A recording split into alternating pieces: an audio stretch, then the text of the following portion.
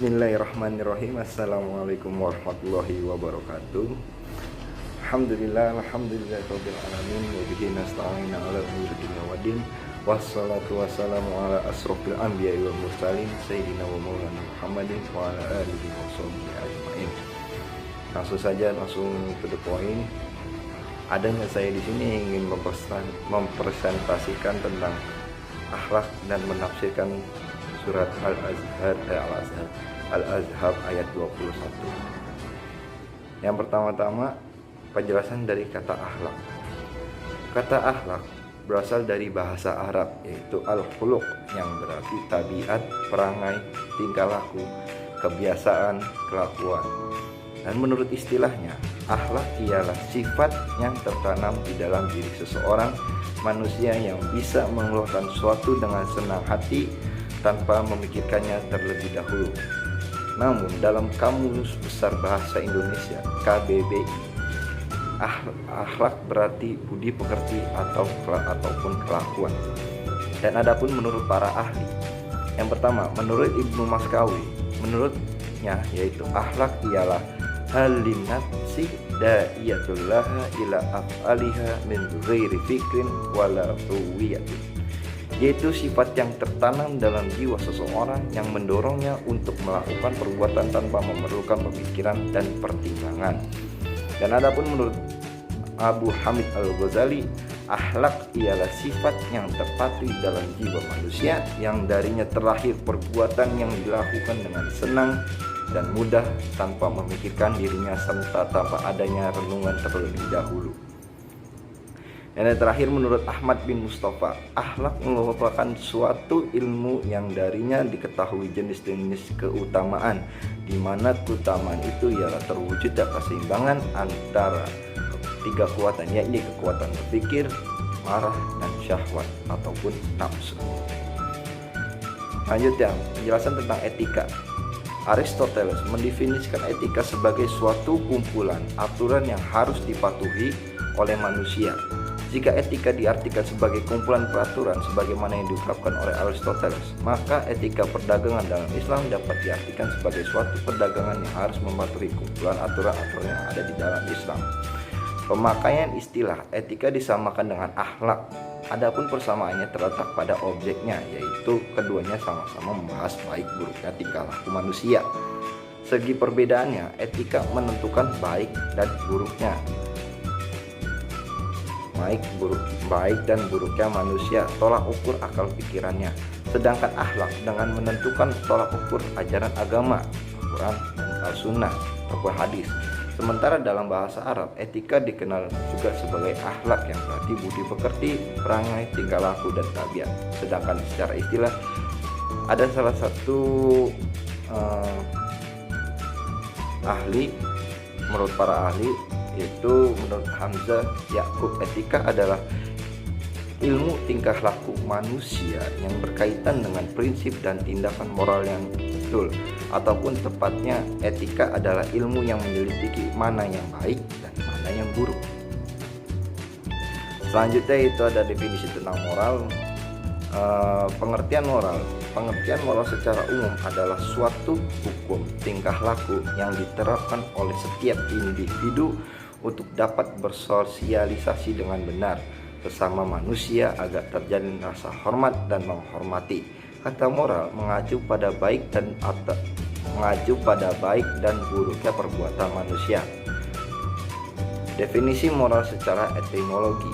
Moral berasal dari bahasa Latin, yakni mos, jamak mores, yang berarti kebiasaan, adat ataupun adat.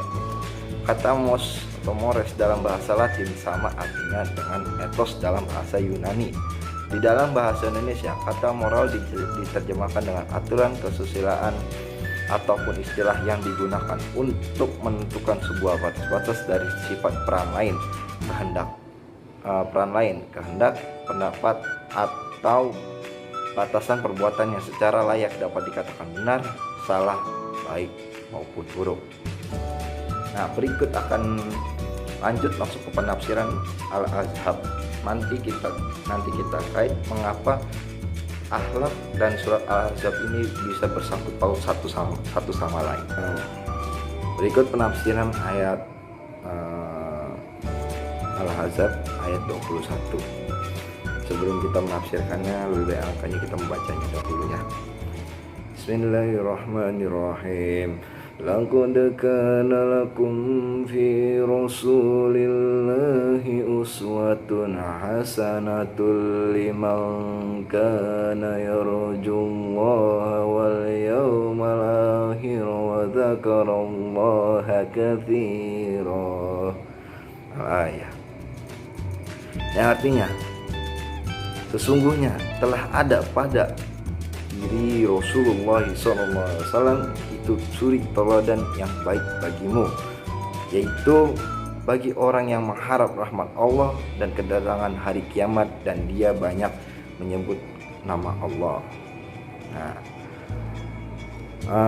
ayat yang mulia ini merupakan dalil pokok yang paling besar yang menganjurkan kepada kita agar meniru Rasulullah SAW dalam semua ucapan, perbuatan, dan sepak terjangnya. Karena itulah Allah Subhanahu wa taala memerintahkan kepada kaum mukmin agar meniru sikap Nabi SAW dalam perang Al-Ahzab, yaitu dalam hal kesabaran, keteguhan hati, kesiagaan, dan perjuangannya, serta tetap menanti jalan keluar dari Allah Subhanahu wa taala. Semoga salawat dan salam kita selalu terlimpahkan kepada beliau sampai hari kiamat. Apabila kalian tidak tahu perang Ahzab, bisa kalian cari sendiri mengapa bisa itu di situ terdapat, kenapa surat ini bisa turun, karena kan terjadinya perang Ahzab. Nah, tidak mungkin saya untuk menceritakannya dikarenakan nanti menambah durasi panjangnya waktu, dan nanti kuota saya tidak cukup untuk mengupload video ini karena durasinya terlalu lama. Oke, mari kita kaji satu bait dari kalimat laqad kana lakum fi Rasulillahi uswatun hasanah. Sesungguhnya telah ada pada diri Rasulullah SAW itu suri teladan yang baik bagimu. Dari sini Allah tuh sudah meyakinkan untuk umatnya untuk melihat kenapa kalian tidak mengikuti jejak sifat-sifat Rasulullah SAW, karena sebaik-baiknya sifat ataupun akhlak itu terdapat pada Rasulullah SAW, yang kita ketahui betapa kesabarannya yang luar biasa, betapa perjuangan yang luar biasa. Ya, kita pasti semua tahulah bagaimana Rasulullah SAW sangatlah patut untuk dijadikan suri tauladan ataupun panutan kita. Dan ayat yang kedua itu liman kana yarjullaha wal yawmal akhir wa dzakarallaha katsira. Itu bagi orang yang mengharap rahmat Allah dan kedatangan hari kiamat, dan dia menyebut banyak Allah. Dari ayat ini kita menjelaskan bahwasannya liman kana yarjullaha, bagi orang yang mengharap rahmat Allah, yaitu dari kaum-kaum Nabi Muhammad SAW yang mengharapkan rahmatnya Allah Subhanahu wa taala dan kedatangan wal yaumal akhirati, dan hari kiamat ataupun kedatangan hari kiamat. Wa dzakarallaha katsira, dan dia banyak menyebut nama Allah, seakan-akan tuh seperti zikir ataupun tasbih, ya seperti itulah. Dan kita bisa simpulkan bahwa surat Al-Ahzab ayat 21 dan akhlak memiliki suatu hubungan antara satu sama lain, yaitu sama-sama intinya membahas tentang suatu akhlak. Dalam surat tersebut Allah Subhanahu wa taala menyuruh umat Nabi Muhammad agar meniru ataupun menjadikan Nabi Muhammad sebagai panutan akhlak kalian, mulai dari kesabaran yang seperti saya sebutkan tadi, kesabaran, tingkah laku, dan kepribadian ataupun apapun itu, menjadikan Nabi sebagai contoh dari kelakuan kita. Apapun yang buruk dari kita, apapun yang baik dari kita, apapun maksudnya begini, yang buruk dari kita buang, yang baik dari kita perbaiki lagi agar menjadi lebih baik lagi gitu. Mengapa kita harus menjadikan Nabi Muhammad SAW panutan untuk kita semua, dikarenakan karena sebaik-baiknya akhlak terletak pada Nabi kita Muhammad SAW. Dan janganlah dari kalian mendekati perilaku ataupun akhlak yang buruk, dikarenakan mengapa? Adapun syair yang mengatakan bahwa su'ul khulqi yudi, perilaku buruk itu menular, gampang menular. Maksudnya tuh mudah untuk menular.